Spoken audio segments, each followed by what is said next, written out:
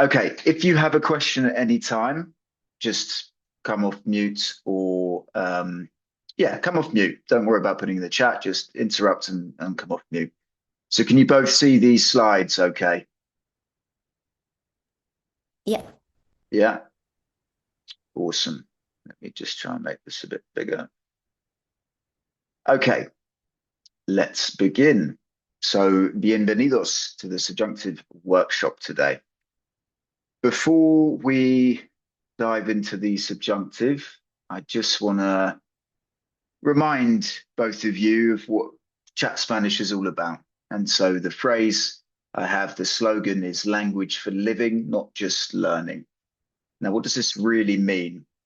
So my beliefs is that language learning, we have this idea that it's meant to be linear. We have this idea that we can become fluent. We have this idea that, progress is straightforward.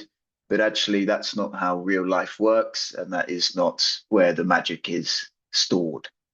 So I believe with Chat Spanish, language living and not just learning, it's all about making mistakes. We'd rather get out there speaking to people, be messy. Real learning is messy, it's not linear, and courage over comfort as well. That's a big one for me. It's very easy for us to have streaks on Duolingo, but actually it's all about getting out there, connecting with people, because that is where the beauty is. Okay, so what I've seen a lot with learners, and I used to believe this, was that the subjunctive is hard. And I do agree with this to some extent. As Sada said at the beginning of the call, we don't really have it in English, so it is completely different for us to get our heads around. But I think that more than anything, the subjunctive is exposing, and this is what can block us from using it. So there's two things we're going to cover here. The main one is the foundation. So this is understanding the rules, so we feel comfortable using it. And the second thing is about, making mistakes and understanding that it's totally fine and actually quite a natural thing to do to unblock us to get us on that journey speaking Spanish. So the goal of this workshop, very simple, is to give you both and myself the confidence to use the subjunctive in the spoken Spanish. That is the key. This is language for living, not just learning. And as I said, hesitation and avoidance is completely natural. It's all part of the journey. Okay, empecemos. Let's begin. This is actually the subjunctive itself here, and we'll cover that in a bit. It's part of the present tense subjunctive. Okay, so as Sadas mentioned, the subjunctive is used far more often in Spanish than it is in English, right? The first thing we need to know is that the subjunctive is a mood. It is not a tense. So the subjunctive is a mood. It is not a tense. So a tense is when an action happens. Did it happen in the past? Did it happen in the present? Did it happen in the future? That is what a tense is in Spanish. Whereas a mood is how the speaker sees the action. Okay, so that's the distinction there. So the subjunctive mood is all about expressing possibilities and doubts. So subjunctive, I want you to think of uncertainty. I want you to think of expression, possibilities and doubts. Okay, that's the subjunctive. The indicative, on the other hand, that deals with reality. Okay, if something happened or didn't happen, that is the indicative there. So those are the two distinctions. Those are two of the moods in Spanish. The other one is the imperative. But the subjunctive is all about expressing uncertainty, how someone feels about an action, rather than whether that action is actually happening. And we're going to see loads of examples throughout, comparing the subjunctive and the indicative, just to make sure it's really clear what the difference is between them. So we know now that the subjunctive is a mood. And this subjunctive mood includes 4 tenses. So you can have tenses within the mood, just like in the indicative mood, you have indicative tenses such as the present tense or the preterite tense. In the subjunctive, there are only 4 tenses that we can use. And these are the present subjunctive, the imperfect subjunctive, present perfect subjunctive, and the past perfect subjunctive. So these are the 4 tenses. and we're going to cover them one by one. So, first one, present subjunctive. So how do we form the present subjunctive? So it's quite straightforward once we get to know it, but it can be tricky the first time we see it. So we start with the yo form of the verb in the present tense. So we take any verb in the present tense. So tengo, juego, hablo. We take the yo form there and we remove the o at the end, and then we add on the following endings. So for AR verbs, as I said, we take the yo form in the present tense, hablo. We get rid of the o, which leaves this habl, and then we add on these endings here. Es, hemos, eis, en. These are just going to have to be learned, but you'll get used to them the more we practice. IR verbs, same thing. You remove the o from the yo form in the present tense, and you add a, as, a, amos, eis, an. And for ER verbs, you add the same endings here. So yes, the endings for IR and ER verbs are the same. The way I like to remember it is this kind of opposite endings. So for an AR verbs, you add E, the ones that begin with E, and for the IR and ER, you add the ones that begin with A. So it's kind of opposites. It's not exactly, but that's the way I remember it. So in the table format, you'll see here the endings where you remove the AR, sorry, you remove the O, and then you add on the endings here as such.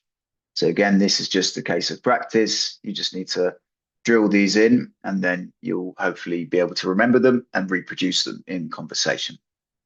So the reason that we use the yo form in the present indicative, so that's just the present tense, is because the subjunctive automatically inherits the irregular stems. So if we think of the verb tener in the present indicative, the present tense, that is actually an irregular, because we usually say the present indicative, you just add o, as, a, amos, eis, an, for example, the AR verbs.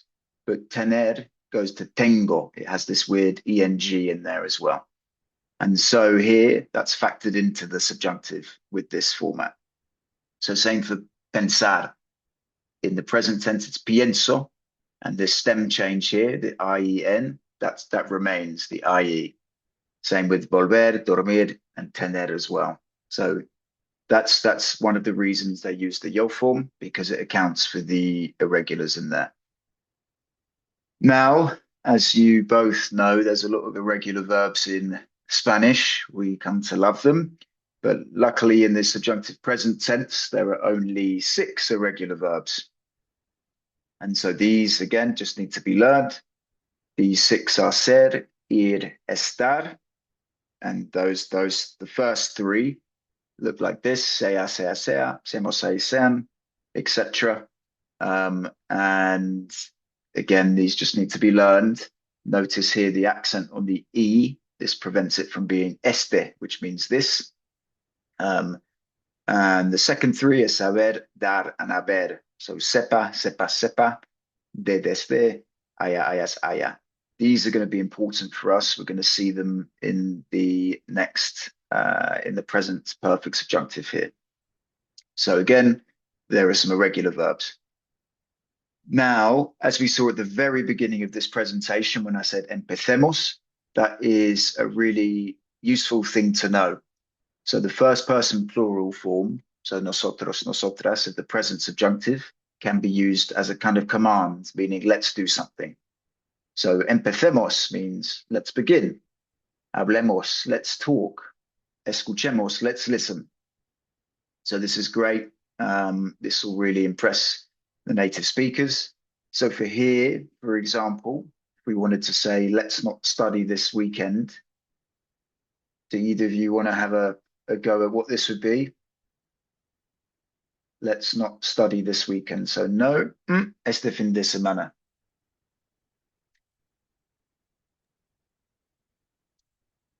So I can try. Go for it. It's all about So making mistakes. yeah, but I want to be analytical first. So Please. study is estudiar, right? Correct. So if I wanted to say we are not studying, I would say no estudiamos. That's correct. If you say we are not studying, if you have just indicative, we no correct. estudiamos, but you're saying we need to revert the ending. So instead of Correct. saying no estudiamos, probably we need to say something like wait.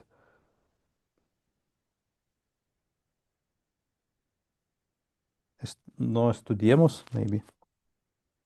Correct, Andre. No estudiemos.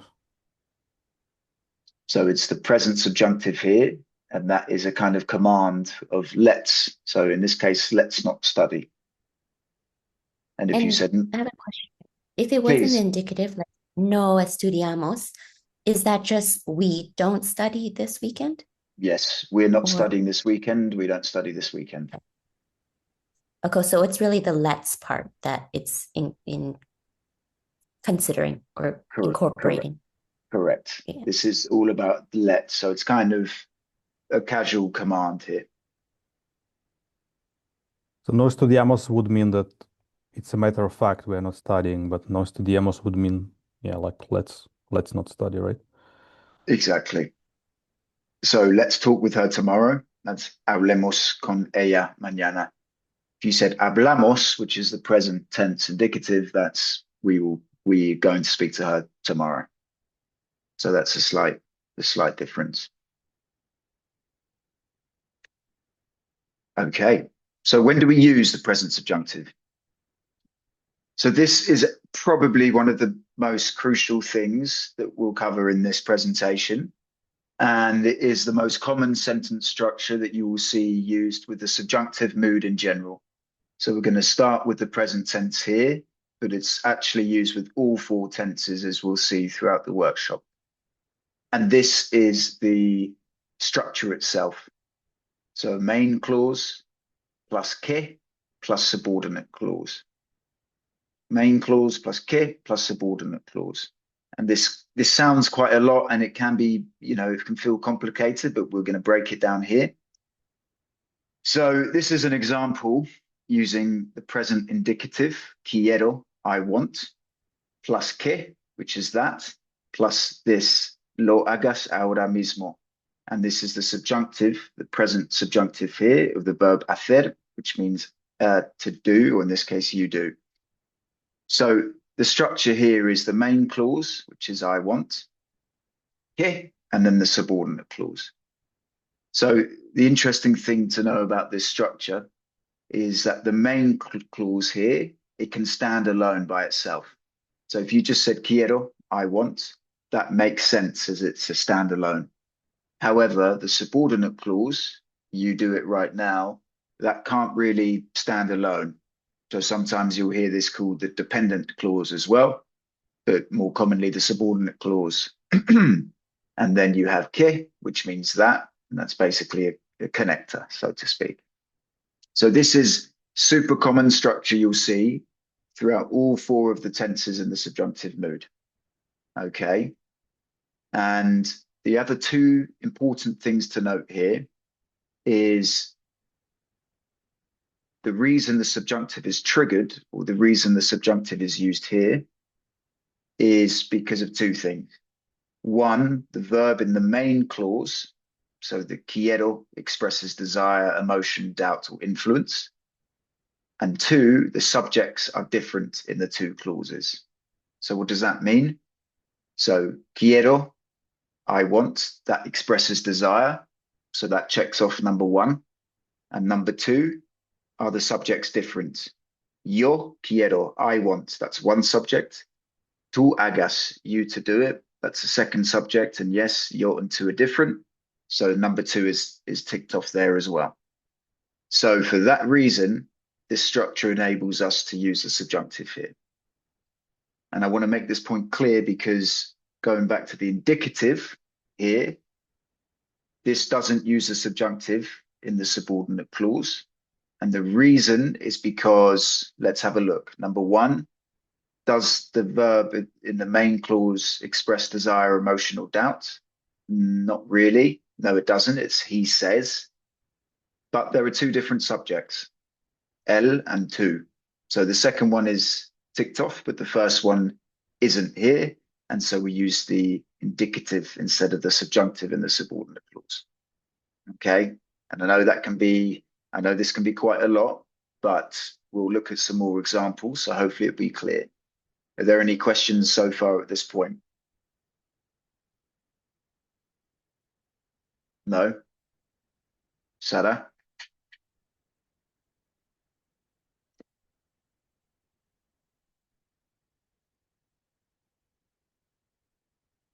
Happy for me to move on? I'll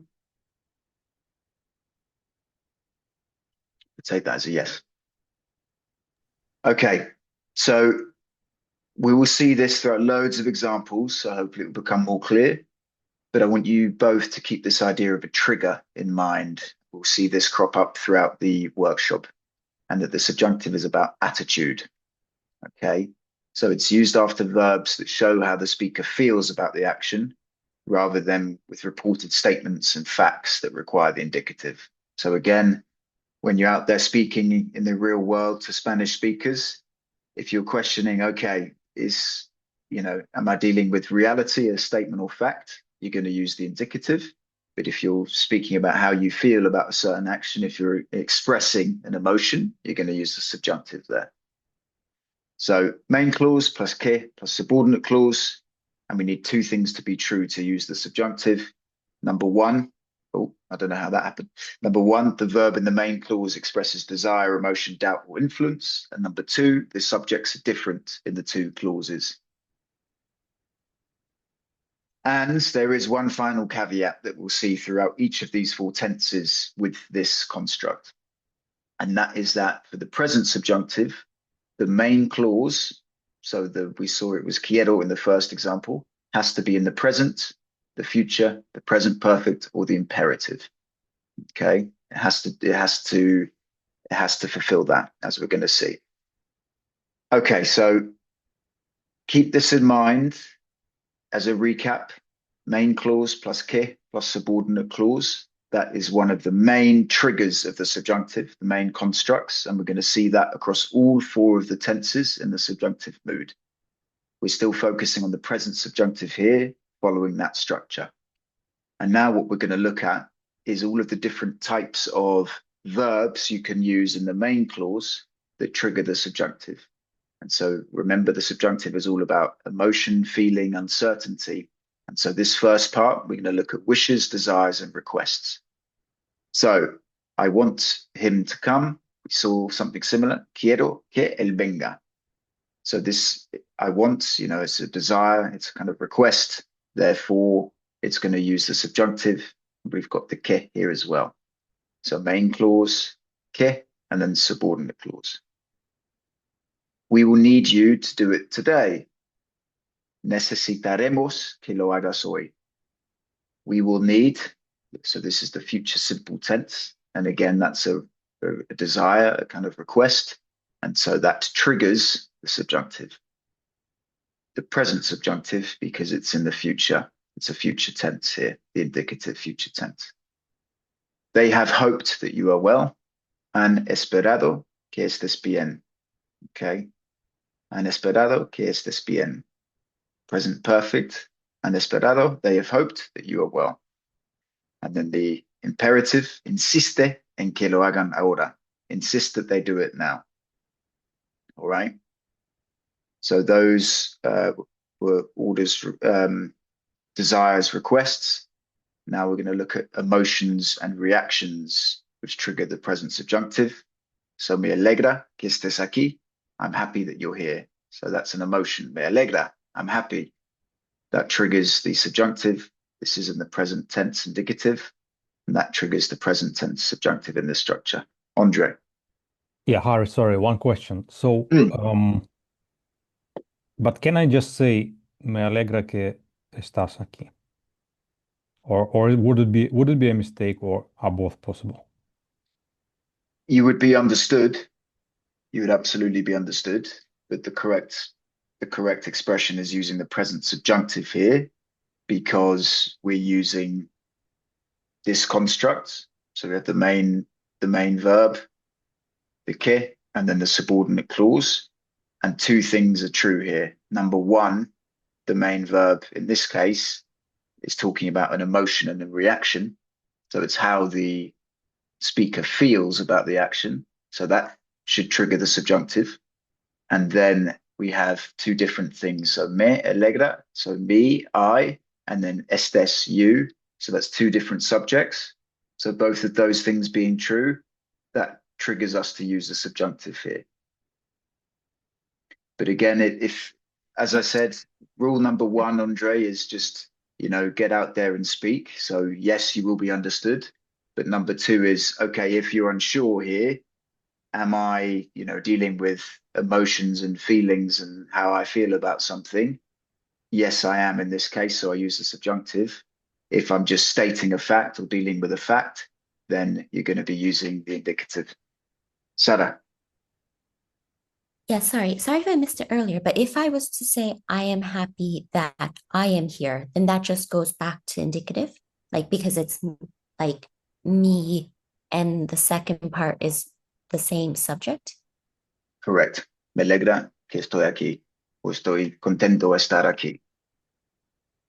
So yeah, both of those things are different subjects, and the nature of the main verb have to be fulfilling those two things. Right. Like, so that, I mean, that would apply to anything. Like, we are happy that we are here. He is happy that he is here. Like, if it's the same, then it doesn't qualify for this. Correct.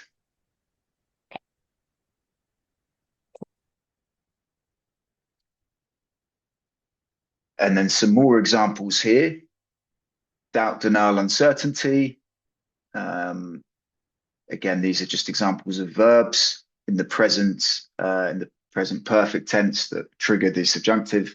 I'm not going to go through all of these because I'm going to send them to you in the handbook and the presentation slides afterwards. And I know Sada has to go in about 30 minutes as well. So this, I would say, guys, is the real meat of the workshop. It can be quite tricky to get your head around that construct, but it will come together. I promise you that with practice. And as I said, okay, if you're really in doubt, just guess, but your best guess is going to be, if I'm dealing with emotions, I'm going to use the subjunctive. If I'm dealing with fact, I'm going to use the indicative. Cool. Number two. So the second tense of the subjunctive is the imperfect tense. The imperfect subjunctive. Now, the first thing to note about the imperfect subjunctive is that it's the past tense of the subjunctive mood. So basically, as you might know, in the indicative mood, you have the preterite tense, so actions that were completed in the past. Fui a la playa, I went to the beach. But in the subjunctive, there's no such thing as the preterite subjunctive. Instead, the imperfect subjunctive is basically what's used to reference things in the past. And sometimes the imperfect subjunctive will be known as the past subjunctive. So whenever you want to express the subjunctive in a past time frame, you're going to use the imperfect subjunctive. As we'll see in the examples, usually in Spanish, in the imperfect tense, in the indicative mood, that translates to I was playing, jugaba al fútbol, I was playing football, or I used to play. But here it's translated more as a completed action, but it's still the imperfect. And we'll see that in the examples. So how do we form the imperfect? Imperfect subjunctive is you take the third person plural form of the preterite tense, you remove the ron, and you add the following endings. These are the same endings for all three types of verbs. You add ra, ras, ra, ramos, rais, ran. So hablar.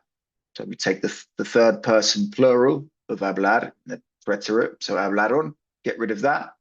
And then we put the ra, ras, ra, ramos, rais, ranon.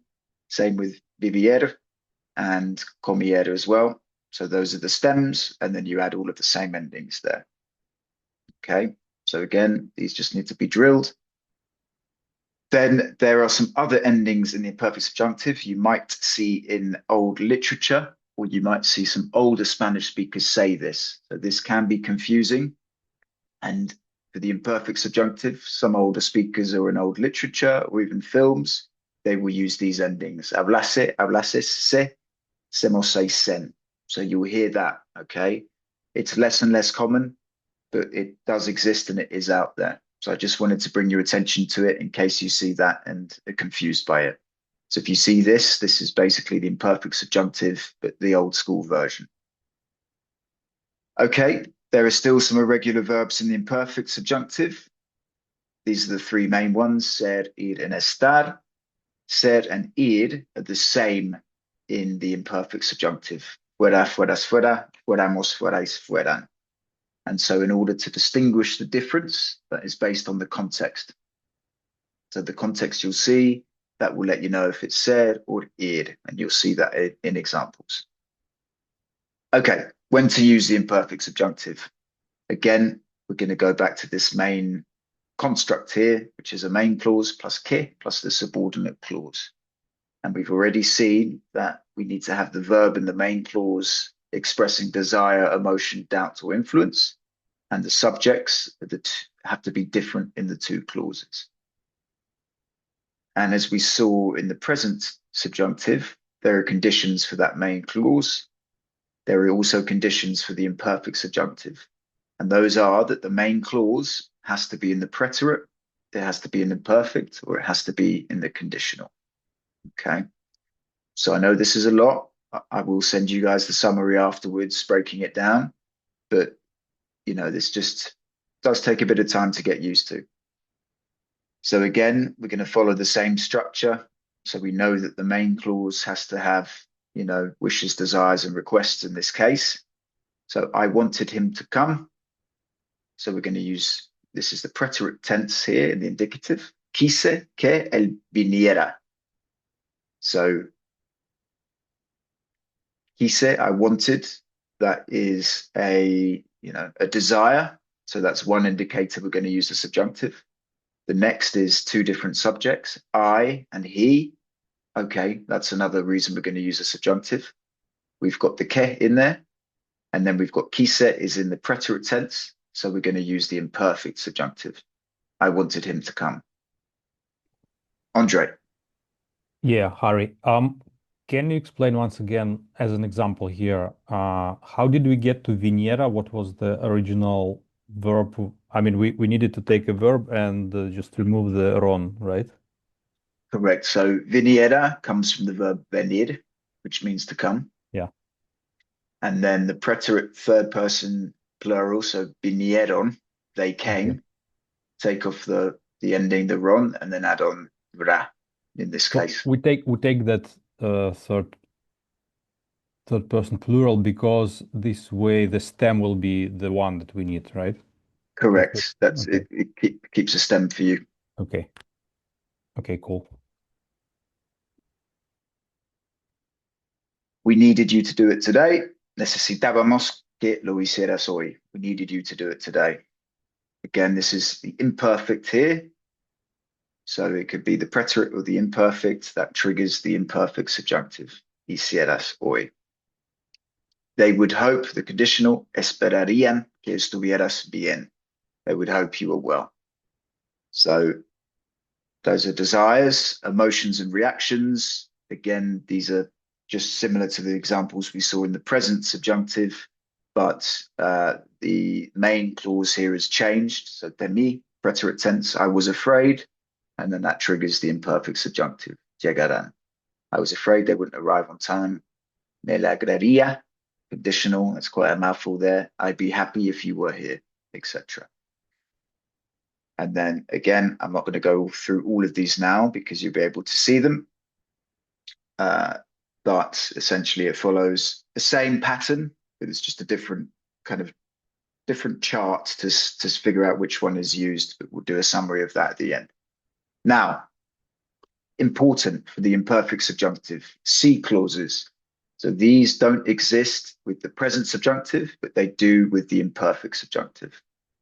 Now, what is a C clause? So as a quick reminder, C with an accent means yes. C with an accent without an accent means if. Okay. Sometimes you'll see Spanish speakers on WhatsApp, which is what they commonly use. They will leave out the accent on the I and it will still mean yes. But in technical, well-written Spanish, C with an accent is yes, C without an accent is if. So we're looking at the second thing here, which is if. So C clauses are if clauses. Now, When we use the imperfect subjunctive with C clauses, we're using them to express unreal or hypothetical situations. So if, again, it's uncertainty. This is not reality. This is not the indicative. This is the subjunctive. So the construct here is C, if, plus the imperfect subjunctive, and then we're going to use the conditional. Si tuviera, if I had más tiempo, viajaría por el mundo. I would travel the world. So this is a super common construct that they'll use in Spanish. So si, if, tuviera, I had. This is the imperfect subjunctive here of tener. So we take tuvieron, we get rid of the ron, and we add the ra. Más tiempo, if I had more time. And then the conditional here, viajaría por el mundo. And if you want to be really fancy, you can change the word order. So you can use the conditional first, then if, then tuviera. So viajaría por el mundo si tuviera más tiempo. I would travel the world if I had more time. Andre. And here we disregard the fact that the subject is the same in both, right? Correct. This is a different construct because we don't have que used here to connect it. This is an if clause. Good question. Okay, so this is the if clause in the imperfect subjunctive. So a useful one to memorize. It's all about hypotheticals. And then the other cool thing about the imperfect subjunctive is what's known as polite expressions. So the imperfect subjunctive can be used to make polite requests or suggestions, kind of softening what would otherwise sound like a direct command, okay? So it's the equivalent of moving from I want you to do something to I was wondering if you could. So a bit more British, a bit more gentle, more considerate. Ejemplo, quisiera comprar una bebida. I would like to buy a drink. So quisiera here, imperfect subjunctive, I would like to buy a drink. So you can say quiero comprar una bebida, and actually you'll hear that quite frequently in Spanish-speaking countries, and that isn't considered rude. So, over in the UK, you might soften it a little bit sometimes. I would like to buy a drink. And if you wanted to do that in Spanish, you just use the imperfect subjunctive. Pudiera mostrarme dónde está la estación de tren. Could you show me where the train station is? Okay, so again, imperfect subjunctive there kind of softens it as a request. Okay, third tense in the subjunctive. Is everyone okay? Doing all right? Any questions? No? All good? Todo bien? Awesome, Sarah. Okay, let's continue. So present perfect subjunctive. Now, the present perfect is a compound tense. That just means it's made up of two parts, okay? So the present perfect subjunctive is a compound tense, which means it's made up of two parts. So whenever we see, two words here, that's going to be made up of two parts. And those two parts are one, an auxiliary verb, haber, and then two, which is a past participle of a verb. So how do we form the present perfect subjunctive? Well, we take the present subjunctive of haber, which is an auxiliary verb, which means to have, and then we use a past participle. So here we take haber, which is the auxiliary verb, and we use it in the present subjunctive, haya, hayas, haya, hayamos, hayáis, hayan. And remember, we saw this earlier, it's an irregular form of the present subjunctive. So again, this just needs to be learned, and then we can do that. And then we add a past participle. So a reminder of a past participle that is hablado, played, spoken, jugado, played, escrito, written. Okay, it's just completed actions, standalone here. So when do we use it? Again, we see this construct, which is the most common. We know these two things. And here we use it if the main clause is in the present tense, the future present perfect, or the imperative. Okay, so this is the same conditions as using the present subjunctive with that construct. Okay, so whenever we have the main clause in the present tense, in the future tense, the future present perfect, future tense, present perfect, or imperative, we're going to use either the present subjunctive or the present perfect subjunctive. So I'll explain. So the difference here is with the present subjunctive, the action in the main clause has not yet been completed. So I hope you finish the report. The you finish here, termines, sorry, I should say the action in the subordinate clause is not yet completed. I hope you finish the report. So that's where this present subjunctive, what that kind of means. It's in the present, it's not yet done. Whereas the present perfect is an action that has been completed.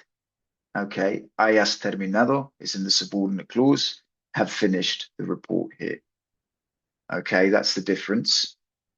And then again, we use the following categories, wishes, desires, requests. Quiero que él haya venido. I want him to have come. So this is in the present tense. And then to have come, that's, you know, something that is being completed, which is why we use the present perfect subjunctive. Okay. Necesitaremos, we will need, que lo hayas hecho hoy, we will need you to have done it today. So future tense here, and then to have done it, that's something that's completed rather than the present done. And that's why we use hayas hecho here. So that compound tense, hayas, of the verb haber, and then hecho, past participle of hacer, to do or make. Okay, and then again, I'm going to send you these, so I don't think it's worth going through them one by one. I would rather get to the final tense here, which is the past perfect subjunctive. Okay, and again, when we see the word perfect here, we should immediately be thinking of haber. So perfect is a trigger for us to think, okay, that's a compound tense, and we're going to use the verb haber, which is the auxiliary verb. So again, we know we use the verb haber plus a past participle. And here we use the imperfect subjunctive because it's the past tense form of the subjunctive mood. So here we use this, the imperfect subjunctive of haber, hubiera, hubieras, hubiera, hubiéramos, hubierais, hubieran, and we use that as the auxiliary verb. I just wanted to show the old form again. Remember, in the imperfect, there is an old version. This is sometimes used, but this modern one is your go-to if you had to choose one. But good to be aware of this as well. And then again, we need a past participle, eaten, arrived, done or made. Okay, when do we use it? You guessed it, same construct, but this time the main clause has to be in the preterite tense, it has to be in the imperfect tense or the conditional tense. Okay, just like when we use the imperfect subjunctive. So you'll see afterwards, I'm going to break these four tenses into two groups just to make it really clear. But the difference between the imperfect subjunctive, again, it's not yet completed. So the action in the subordinate clause is not yet completed, would finish. Same as we saw in the present subjunctive, it wasn't yet completed. But in the past perfect subjunctive, hubieras terminado, you had finished, this happened earlier, so it has been completed. Okay, so that's the distinction between the imperfect subjunctive and the past perfect subjunctive. But both of those are referencing the past in some format, and both of those require the main clause to be in the preterite, the imperfect, or the conditional tense. And again, categories which trigger the subjunctive, wishes, desires, requests. Quise que él hubiera venido. I wanted, preterite tense in the past. Okay, that is a desire, so that triggers the subjunctive. We got the que, which triggers the subjunctive, and then we've got the two different subjects, yo quise and él, triggers the subjunctive. And quise is in the past, so we're either going to use the imperfect subjunctive or the present imperfect subjunctive, past perfect subjunctive, hubiera venido here. And here we're going to use hubiera venido because it's happened, it's completed. I wanted him to have come, something that has already kind of happened. And again, examples, I'm going to send these to you afterwards. They're based off the different categories. And then the final few things for the past perfect subjunctive is, again, they can use C clauses. So C clauses are if clauses. Those can be used with the past perfect subjunctive. So we've already seen C clauses with the imperfect subjunctive, but as I said, they can be used with the past perfect as well. So we can say that C clauses pair with the past subjunctive forms in general, the imperfect subjunctive and the past perfect subjunctive. And now C clauses with the past perfect subjunctive are used to express unreal or impossible past situations, okay? So really kind of unreal or impossible things. And similar construct to the imperfect one, you have C, this time you have the past perfect subjunctive, and then you have the conditional perfect here as well. And the other thing to notice with the past perfect subjunctive in C clauses is that there's usually a sense of regret or hindsight involved in this, okay? So, si me hubiera atrevido a hablar, habríamos tenido otra oportunidad. If I had dared to speak, we would have had another chance. It's kind of like in hindsight, it's a regret. If I had dared to speak, we would have had another chance. Si hubiéramos comprado esa casa, ahora valdría una fortuna. If we had bought that house, it would be worth a fortune by now. Okay, so it's like, damn, this is a real regret. This is an if clause. It's a hypothetical still. It's something that didn't happen, but it could have happened, and it's a regret. Okay, so we've covered the 4 subjunctive tenses, and the subjunctive is a mood. It's different to the indicative. The indicative is all about facts and reality. The subjunctive is about emotions, how someone feels, and expression. And I want to just recap what we've covered by grouping the subjunctive tenses into 2 groups. So the first one is the present subjunctive and the present perfect subjunctive. And these focus on the present, the near future, or recently completed actions that still matter now. So remember, in the main clause, you have to have the present, future tense, imperative, or conditional, and that triggers the present subjunctive or the present perfect subjunctive. And then group 2 is our kind of our past tense subjunctive formats, which are the imperfect subjunctive and the past perfect subjunctive. So this group, these 2 tenses, look backward in time, expressing past or counterfactual situations. And these both also appear in if clauses, as we've seen as well. Okay, both hypothetical clauses use the imperfect subjunctive or the past perfect subjunctive if you want to really exaggerate the regret or things you've missed out in hindsight. Okay, those are the 4 tenses. We've got a bit more to cover which relates to them. That was by far the most intense part of the workshop, and I think, you know, that will need to be revisited. And as I said, I'll send you the handbook to help you with this. Do either of you have any other questions at this point? No. Okay. Well, we'll keep going then. I will try and wrap this up within 12 minutes if you need to shoot off, Sarah. So let's keep going. Okay, so don't rush on my account. Okay, I'll keep it in mind because I think we can speed things up a bit. All right, so we've seen the main construct that usually triggers the subjunctive in Spanish, which is the main clause plus que plus a subordinate clause.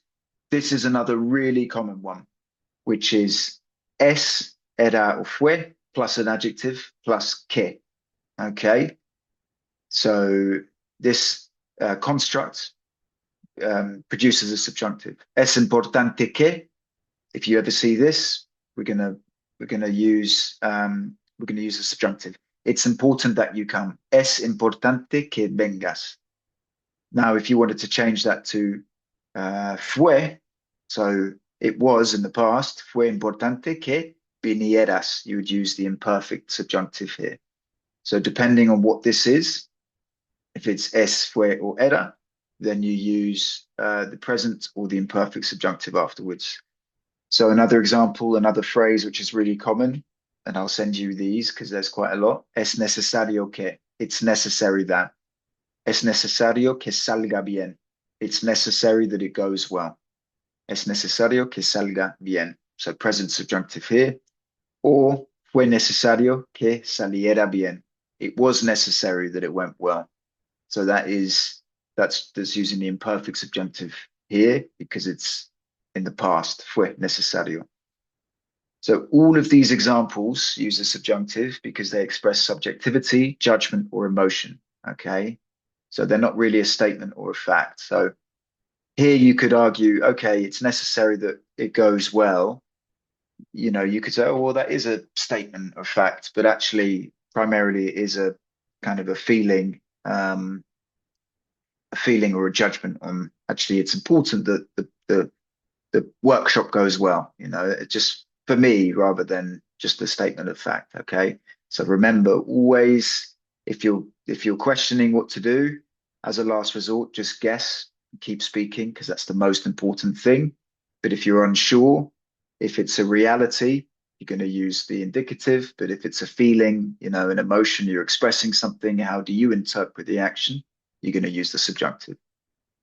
Okay. And then the other thing I want to bring our attention to is trigger words in the subjunctive. So we've seen trigger verbs. So, you know, emotions, desires, commands, kind of feelings. Now we're going to see trigger words in the subjunctive. So these are common words that are used that trigger the subjunctive to be included. So quizás and tal vez. So quizás and tal vez mean maybe or perhaps. I've seen them used pretty interchangeably. From my experience, there's no key difference. Apart from I hear tal vez more often used in or used in Latin America as well as quizás, and I don't hear it often in Spain. But I could be mistaken on that, but they're pretty much interchangeable. So quizás viniera ayer. Perhaps he came yesterday. So here, perhaps, you know, we're expressing a kind of an uncertainty. So that's kind of triggering the subjunctive. We don't know if it happened or not. So we're going to use the subjunctive. And then if we want to say ayer, that indicates in the past. And remember, there's no preterite subjunctive, but there is the imperfect subjunctive, which is used in the past. So we use the imperfect there. Tal vez él venga a la fiesta. Perhaps he'll come to the party. Okay, tal vez triggers the subjunctive. Venir, we're going to use venga here in the present tense. Perhaps he'll come to the party. So again, it's uncertain. We're going to use the subjunctive. Ojalá, one of my favorite words. I believe it comes from Arabic. Andre, you might know more than me actually, but it means I hope so, or if only. So, ojalá podamos ir a la oficina. Hopefully we can go to the office. Ojalá que tuvieras razón. If only you had been right. So again, there's kind of, it's a hopeful thing here. So it's how you feel about it. So it's going to be subjunctive. Cuando. Te llamaré cuando llegue. I'll call you when I arrive. Okay, so this is for things that haven't happened yet. So cuando tengas tiempo, hablamos. When you have time, we'll speak. Okay, so you could say cuando fui al supermercado. That's something that's happened. That kind of, you know, it's an indicative thing. That's why I use fui, which is I went. Cuando fui al supermercado. But here it's, you know, when you arrive or when you have time. It's things that haven't happened. They're uncertain. So that means we're going to use the subjunctive. And there's a few more as well that you'll see that I'll send through to you guys. Okay, last 5 minutes. Resumen, which means summary in Spanish. Resumir means to summarize. So what have we covered? We've covered that the subjunctive is a mood. It is not a tense. And a tense is when an action happens, past, present, imperfect. And a mood is how the speaker sees that action. So the subjunctive mood expresses possibilities and doubts. It deals with uncertainty. And it includes 4 tenses. It includes the present, the imperfect, the present perfect, and the past perfect. The main trigger for the subjunctive that we'll see very often is a main clause plus que plus a subordinate clause. And we need to know that the verb in the main clause expresses desire, emotion, doubt, or influence, and that the subjects are different in the 2 clauses. And remember, there's kind of 2 groups, the present subjunctive and the present perfect subjunctive. These focus on the present, the near future, or recently completed actions that still matter now, whereas the imperfect subjunctive and the past perfect subjunctive are all about the past tense, so looking backwards. Both of these things have C clauses with them as well. Then we've seen this other construct that triggers the subjunctive, es era fue, plus the adjective plus que. And then we've also seen trigger words like cuando, like quizás, like tal vez, like ojalá. And those trigger the subjunctive as well. So 3 triggers, they're either words, they're either the construct of the es plus adjective plus que, or they're the main clause plus que plus subordinate clause, okay? And summarizing all of that is if you're dealing with uncertainty, you're expressing emotions or doubts, you're going to use the subjunctive. But if you're dealing with facts and reality, you're going to use the indicative there, okay? So this is the fallback rule we always rely on. As I said, uncertainty or emotion, your best bet is to use the subjunctive. If you really don't know or you're panicking when you're speaking, just guess and move on. That's what we really want to get to. And a reminder, principles of Chat Spanish, what we're all about. We're all about connecting with people and getting out there and improving slowly. And real learning is messy. As I said, I'm going to send you both the subjunctive handbook or anyone watching this recording. So this will cover what we've done today, designed in a nice way for you guys to return to at any moment on your journey. As I said, Spanish is just a kind of practice. You just keep going, keep moving forward, and getting out there speaking. So I will send this to both of you. And then also, if you're aware, I have created this thing called the Verb Lab. So this is free to use, and this will help you practice conjugating the verbs in Spanish, the 100 most common verbs. At the moment, I just have them in the indicative tenses, but I will include the subjunctive at some point as well, so you can practice that. And this is the kind of more boring aspect of Spanish, but it's just about practice here, so they're ingrained in your memory and you can recall them when you need to. So that's the verblab.chatspanish.online. I will email this to you as well. So it's currently just on the web, but I'm introducing a mobile app as well, which will be free to use in the near future. So that's exciting.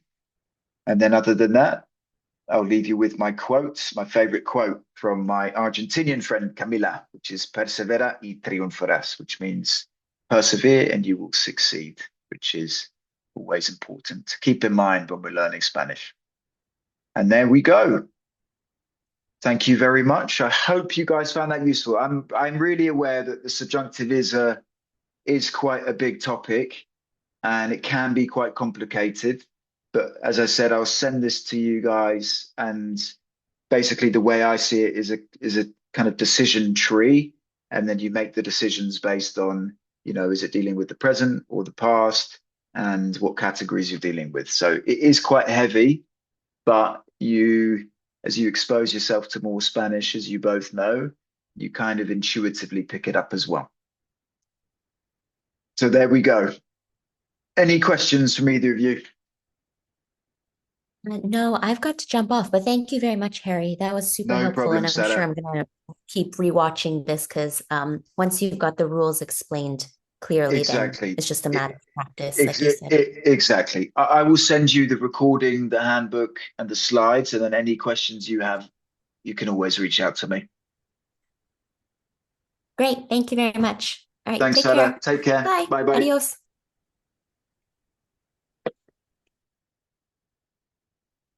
Well, there we go, mate.